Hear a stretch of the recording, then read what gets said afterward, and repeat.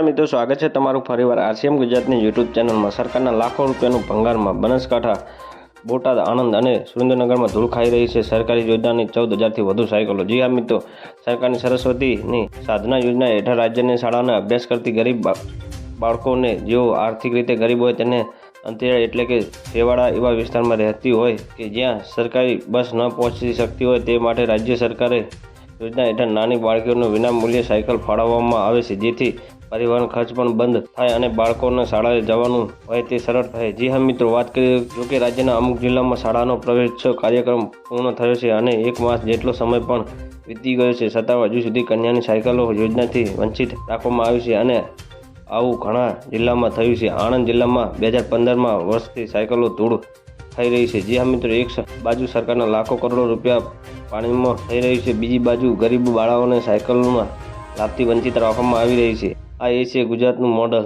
હજારો સાયકલોનો ખડકાલો જોઈને ઘણા પ્રશ્નો ઉદ્ભવે છે, સરકારના અધિકારીઓને આવું શા માટે કર્યું છે? જી હા મિત્રો, વાત કરીએ તો આણંદ જિલ્લાના વિતરણમાં કરાયેલા કુલ 1,379 સાયકલો, આણંદ જિલ્લામાં તારાપુરની પ્રાથમિક શાળામાં વિતરણ કરાયેલી કુલ 1,379 સાયકલો, જેમાં 58 સાયકલો અને 2015માં શાળા પ્રવેશોત્સવ જેમાં હાલ ભંગાર હાલતમાં છે, ધૂળ ખાઈ રહી છે। તારાપુરની કુમાર શાળામાં સ્ટોર રૂમમાં પણ નવી નક્કોર સાયકલો 9 વર્ષથી ઉપરાસપરી ઢગલો કરી રાખવામાં આવી છે। છેવટે જિલ્લાના શિક્ષણ અધિકારી દ્વારા 30 જુલાઈના રોજ 1,379 સાયકલો રૂ.1400 લેખે હરાજી કરવાનો નિર્ણય લેવામાં આવ્યો હતો। તો મિત્રો, ન્યૂઝની સતત જાણકારી મેળવવા માટે અમારી ચેનલને લાઇક, શેર અને સબસ્ક્રાઇબ કરી લેજો। ધન્યવાદ। જય હિન્દ।